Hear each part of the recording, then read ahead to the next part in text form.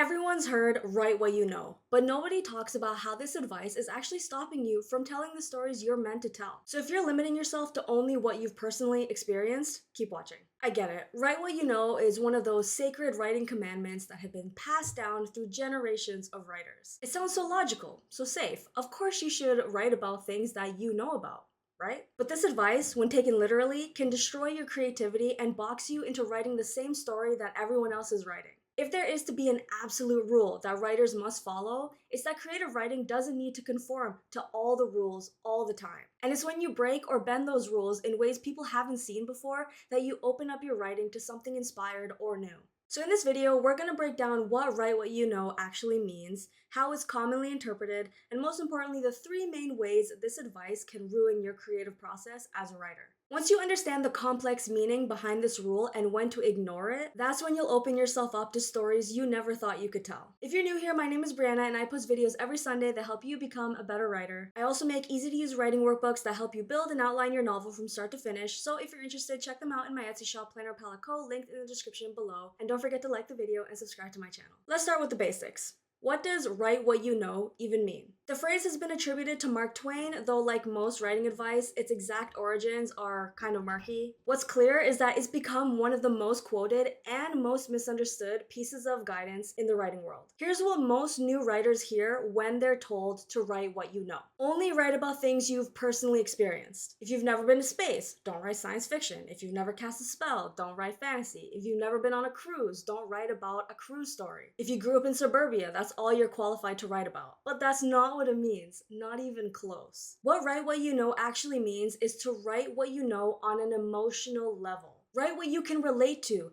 through empathy, observation, and research. Write about universal human experiences: fear, loss, love, betrayal, hope, even if the setting is in a dragon's lair or a spaceship. J.K. Rowling wasn't a wizard. She never attended a magical boarding school or fought a dark lord, but she knew what it felt like to be an outsider. She knew loneliness and grief and what it was like to feel powerless and to desperately want to belong. Actually, Rowling said in an interview that she didn't even like fantasy as a genre. She stated that it didn't occur to her that she was writing fantasy until after she already started Harry Potter. She was actually trying to subvert the genre, which, you tell me if you think she succeeded in that. My point is that she wasn't trying to write what she knew about fantasy literature. She was exploring themes and emotions that fascinated and related to her, and fantasy just happened to be the vehicle for it. So when people say to write what you know, they're not telling you to write a memoir disguised as fiction. They're telling you to write from an emotional truth you understand, even if the circumstances are invented. Unfortunately, writers, particularly new writers, who are still learning the nuances of storytelling, don't get that distinction right away. They hear write what you know and immediately start limiting themselves to their direct experiences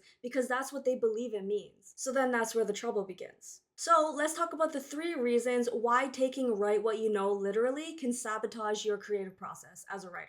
The first issue is that it stops you from exploring new genres and worlds. You get an idea that genuinely excites you. Maybe it's a fantasy world where blacksmiths can forge weapons that can channel magic, or a sci-fi story about sentient ships, or historical fiction set in a time period you've always been fascinated by. Your brain lights up and you start daydreaming about the characters, the plots, the themes that you can explore. Then that little voice kicks in. But you've never been a blacksmith. You never studied medieval warfare. You don't have a degree in metallurgy. Who are you to write about this? You should write what you know. So you abandon the idea and tell yourself it's not realistic. You convince yourself you're not qualified, and instead you pivot to something safer. Maybe you grew up in a small town, so you'll write about small town life. Maybe you've experienced a breakup, so you'll write a romance that's heavily based on that relationship. The problem is that these safe ideas don't excite you the way that original concept did. They're not bad ideas necessarily, there's just no spark or passion there for you. If an idea doesn't excite you, it's not going to excite your readers either. George R. R. Martin never witnessed a dragon or walked on the wall, Brandon Sanderson never visited the cosmic universe, and K. Jemisin never lived through apocalyptic seismic events every few hundred years. What they had was curiosity. They had what-if questions that fascinated them and concepts that made them sit up at night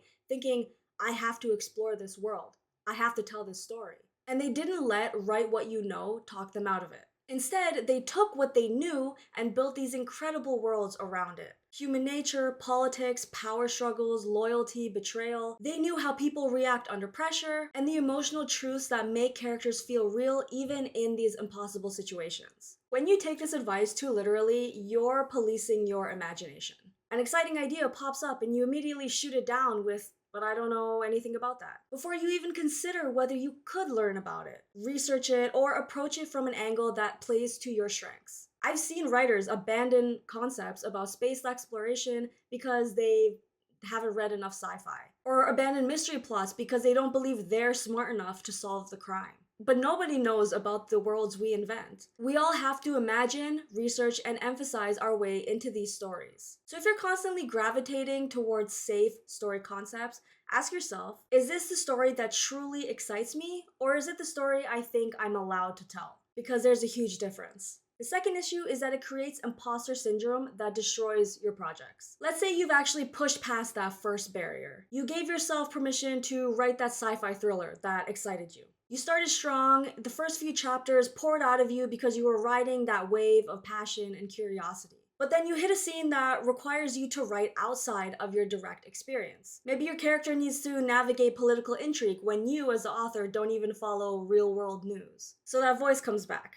You have no idea what you're doing. Real sci-fi authors have scientific backgrounds and are up to date on the current politics of the world. Why are you pretending you can write this? So what do? One of two things. You either stop writing altogether, you abandon the project and tell yourself that you'll come back to it when you know more, which, let's be honest, usually means never. Or you start a completely new project in a different genre and convince yourself that this time you'll write something you actually know about, and then the cycle repeats. When I was younger, I had a folder on my laptop with more than 20 abandoned stories, all ditched at roughly the same point, which was right when the story demanded that I step outside my comfort zone and imagine and research something beyond what I easily knew.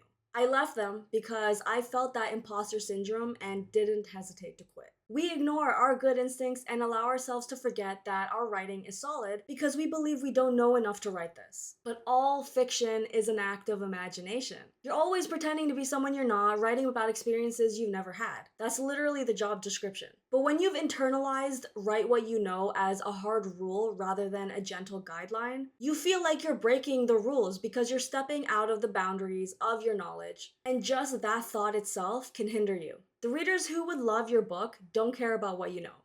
Usually. What they care about is whether the story is compelling, the characters are believable, and the emotional truth resonates. You're not a fraud for writing about things you've never personally experienced. You're a fiction writer. That's what fiction writers do. They create worlds and people and situations that never existed and make them feel real. But if you're constantly questioning your right to tell your story, you're letting this advice destroy your creative process. Trust that imagination, research, and empathy are valid tools for understanding and portraying experiences beyond your own. Every single writer uses these tools, and this leads to the third and final issue, which is that when you believe you can only write what you've personally experienced or understand, you never properly develop the two most critical skills every writer needs to develop, which is empathy and research. Here's what happens. You accept write what you know as gospel truth. So you limit yourself to stories within your direct understanding. You never push yourself to imagine what it's like to be someone radically different than you. You never dig deep into research because you think that if you have to research it, then maybe you shouldn't be writing it.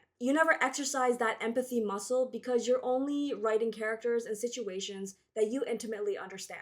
And then one day you realize all your stories are starting to feel the same. Your characters all sound the same, your plots all revolve around the same narrow band of experiences. You're essentially writing the same story over and over again with minor variations because you've never pushed yourself beyond what you already know.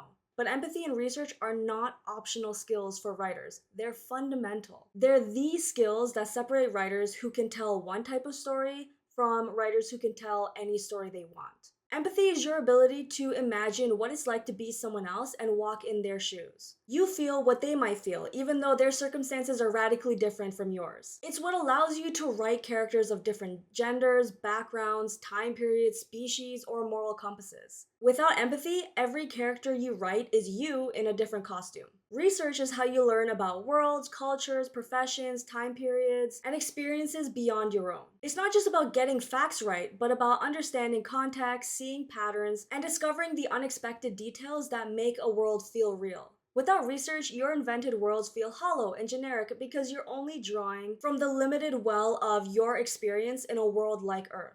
Together, these two skills allow you to write anything. Let's say you're thinking about a Victorian detective with supernatural abilities. Empathy lets you understand ambition, justice, isolation, and curiosity. Research gives you the setting, technology, and social dynamics of the era. But if you spent years following write what you know literally, those muscles have atrophied because you trained yourself to stay in your lane. Brandon Sanderson researched metallurgy, physics, and various world cultures, then used empathy to create characters facing oppression and moral dilemmas he's never personally faced. N.K. Jemisin researched geology extensively for her Broken Earth trilogy and used empathy to portray experiences of systemic oppression and survival. These authors aren't constrained by write what you know because they've developed the skills to understand and portray anything that fascinates them. They interview people with different experiences, they visit places or watch documentaries of places they can't visit, and they take the emotional truths they understand and map them onto situations they've never encountered. But if you've been following write what you know too literally,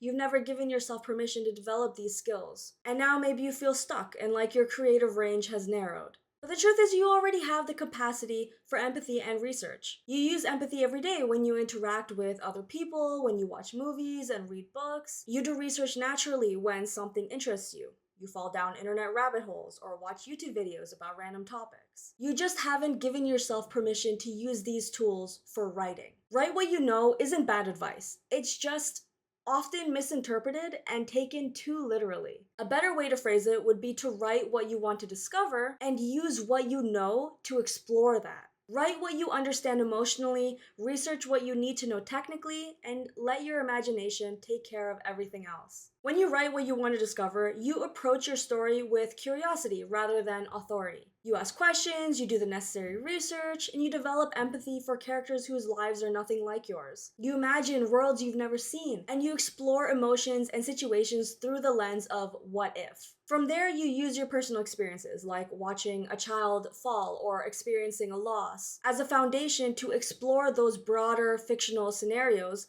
like the anguish your protagonist feels when their closest friend is captured. Don't limit yourselves to your literal experiences and current knowledge. Use them as a foundation, but build something far more interesting on top of them. If you want to write fantasy, write fantasy. Research medieval warfare, study blacksmithing, learn about different magic systems and literature, but also trust that your emotional understanding of fear, hope, friendship, and sacrifice will carry the story even when you're inventing worlds that you've never visited.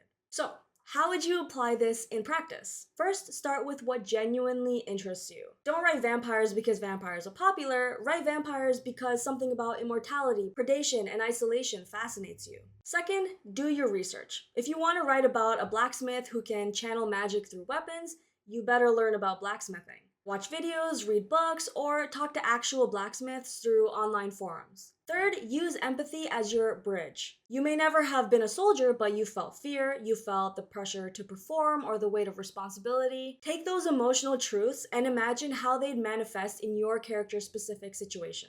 Fourth, trust your imagination. Once you've done the research and tapped into the emotional truths, let yourself invent and elaborate on those ideas. Fiction needs an experience that feels true, even if the details are invented. And finally, remember that oftentimes emotional authenticity matters more than factual accuracy. Readers can forgive technical mistakes if the character's journey feels real. So stop limiting yourself. Start with emotional truth, add in your research, and let your imagination do the rest. Consider this video permission to write what you don't know. Thank you for watching. If you like this video, you might want to watch this one next. And let me know in the comments what's one way you've been limiting yourself with write what you know. Until the next chapter.